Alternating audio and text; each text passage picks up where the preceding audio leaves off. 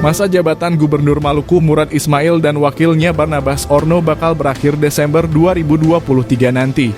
Ketua Umum Dewan Pimpinan Wilayah Cendekia Muda Muslim Indonesia, Hamzah Loylatu turut menyoroti hal tersebut. Menurutnya, masa pelantikan Gubernur Maluku berlangsung 24 April 2019. Sehingga jika masa kepemimpinan suatu kepala daerah adalah 5 tahun, otomatis harus berakhir pada 24 April 2024, bukan per 31 Desember 2023.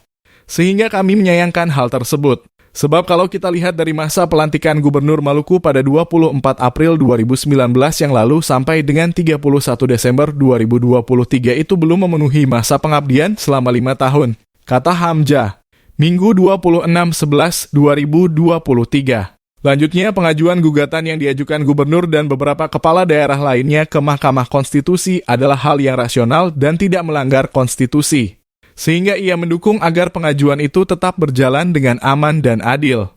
Apabila ada pengajuan seperti itu, tentu harusnya melewati proses judicial review terhadap suatu keputusan atau undang-undang. Hemat kami bahwa pasal 201 ayat 5 Undang-Undang Nomor 10 Pemilu tahun 2016 tidak terlalu menjabarkan tentang masa jabatan seorang kepala daerah secara terperinci.